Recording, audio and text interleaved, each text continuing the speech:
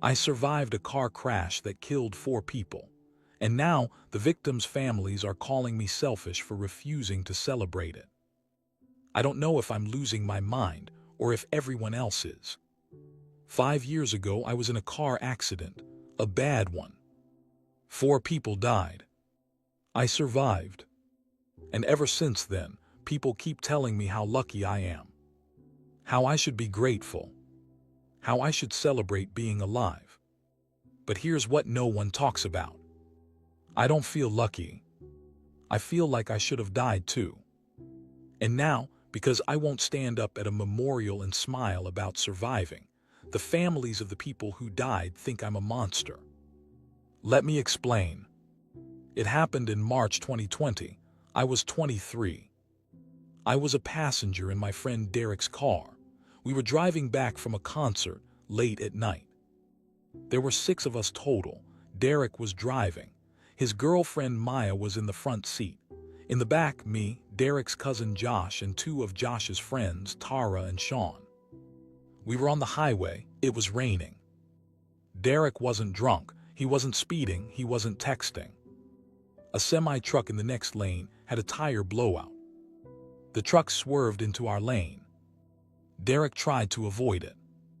We spun out, hit the median, flipped 3 times, and landed upside down. I remember the sound, the screaming, the metal crunching, glass everywhere. Then nothing. I woke up in the hospital 2 days later. Fractured ribs, collapsed lung, broken arm, severe concussion, lacerations everywhere. But I was alive. Derek died on impact. Maya died in the ambulance. Josh died during surgery. Tara died 3 days later from internal bleeding. Sean and I were the only survivors. Sean was in a coma for 2 weeks. When he woke up, he had a traumatic brain injury. He's in a care facility now. He doesn't really remember the accident. So that left me, the only one who survived and could talk about it. The miracle. The news coverage called me the lucky survivor. Headlines: young woman survives deadly crash that killed 4. People I barely knew reached out. Thank God you're okay. My family kept saying, you're so blessed. Someone was watching over you. Strangers at the hospital, you must be here for a reason. And I'd nod, say thank you, smile. Because what else do you say? But inside I felt nothing.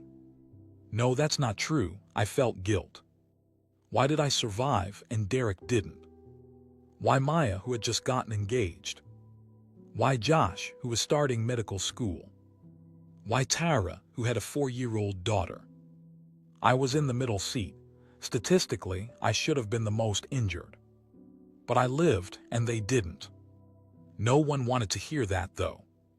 They wanted to hear, I'm so grateful to be alive. So that's what I said.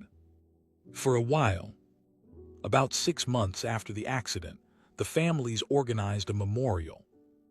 They held it at the site of the crash. They put up crosses with each victim's name, flowers, photos. They invited me and Sean's family. Sean couldn't attend, still recovering. I didn't want to go. I was barely holding it together. I'd started having panic attacks, couldn't be in cars without hyperventilating, nightmares every single night. But my mom said, you have to go, those families need closure. You're the survivor, you represent hope. So I went. It was horrible. Derek's mom hugged me and sobbed into my shoulder. I'm so glad you made it. Derek would want you to live a full life for him. Maya's dad gave a speech about how even in tragedy, we can find light, and gestured to me as the light. Josh's sister asked me to say a few words.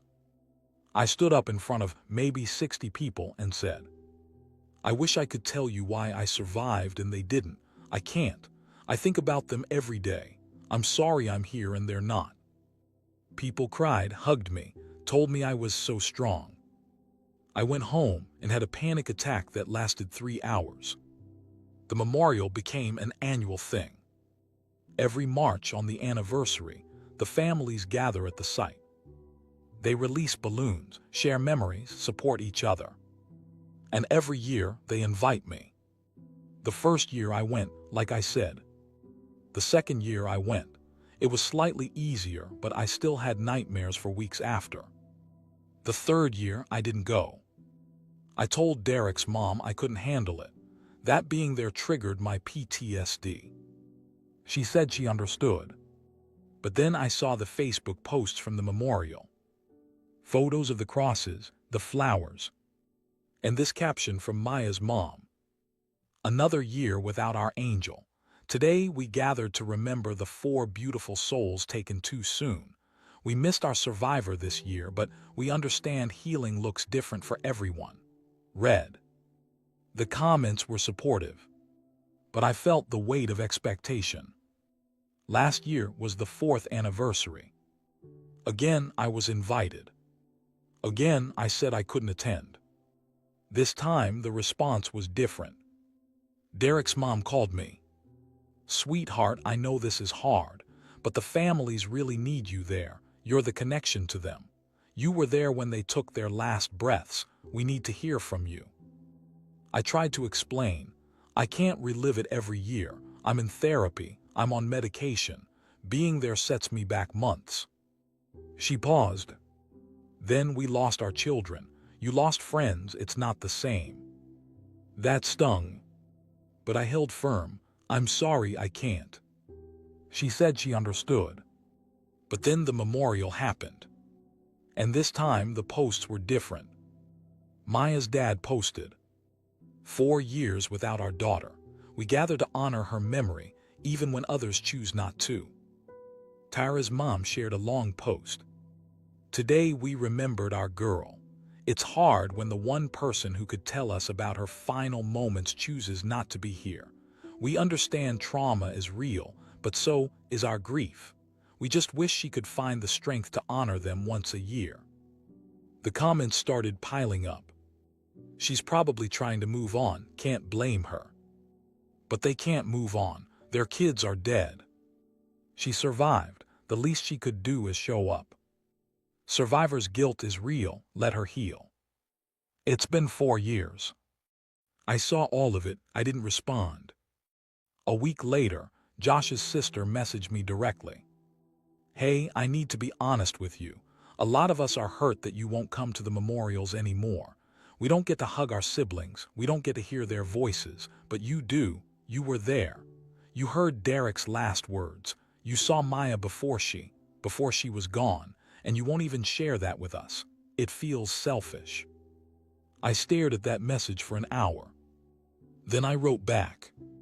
"I didn't hear Derek's last words. I don't remember his face before the crash. I remember screaming. I remember blood. I remember the sound of Maya choking on her own breath. I remember Josh calling for his mom while his body was crushed. That's what I remember. And I'm supposed to stand in front of you and share that, so you can have closure. I can't even close my eyes without seeing it." I hit send. She replied, "I didn't know it was that bad for you, but you're alive. You get to make new memories. We don't. The least you can do is honor their memory once a year." I didn't respond. Word got around that I'd snapped at Josh's sister. Suddenly, I was the villain. Derek's mom texted me, "I'm disappointed. We've tried to be understanding, but this is about THEM, not you." Tara's mom posted vaguely on Facebook. "Some people survive tragedies and use it as an excuse to be selfish. Real strength is showing up for others even when it's hard." I knew it was about me. My own family started weighing in. "My mom, just go to the memorial. It's 1 day a year. They lost children." "My dad, you're being unreasonable. They're grieving." "My brother, dude, just suck it up and go. You're making this worse." Even my therapist said, "Have you considered that attending might help your healing, facing the trauma in a supportive environment?" I felt like I was going insane. Was I selfish? Was I ungrateful? Was I making this about me when 4 people were dead? 2 months ago, I ran into Maya's dad at a grocery store. He saw me, I saw him. I tried to smile, say hi. He didn't smile back. You know, Maya would have wanted you to be happy, to live a full life, but she also would have wanted you to remember her. I said, I think about her every single day. Then why won't you come to the memorial? Because I can't. Can't or won't. Both. He shook his head. You know what I think?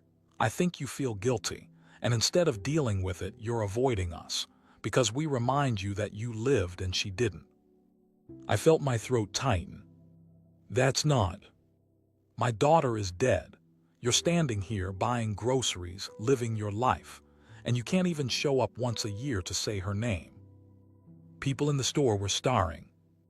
I said quietly, I'm sorry for your loss, but I can't keep hurting myself to make you feel better. He looked at me like I'd slapped him.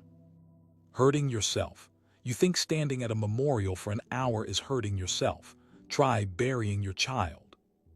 He walked away. I left my cart and went to my car and sobbed. I haven't been to a memorial since. This year will be the 5th anniversary. I've already received the invitation. I'm not going. And I know what that means. The families will post, they'll make comments, people will judge me. My family thinks I'm being difficult. My few remaining friends say I should just go and get it over with. But here's the thing. I'm not refusing to go because I don't care. I'm refusing because I do care. I care so much that it's destroying me. Every time I go, I relive the crash. I hear the screams. I see their faces. And for weeks after, I can't function. I can't sleep. I can't drive. I can't be alone. I end up in a worse place than I was before. And I'm supposed to do that every year for the rest of my life. So they can feel better. I know how this sounds. I know I sound selfish. 4 people are dead. Their families are shattered. And I'm complaining about panic attacks and nightmares. But I didn't ask to survive. I didn't choose this. And I don't know how to carry the weight of being the lucky one when I don't feel lucky at all. I feel like I'm living a life I wasn't supposed to have. Like I'm borrowing time that should have belonged to Derek, or Maya, or Josh, or Tara. And everyone expects me to be grateful for it. To smile and say, I'm so blessed. But I'm not blessed. I'm traumatized. And I don't know how to explain that to people who think survival is a gift. So am I the asshole?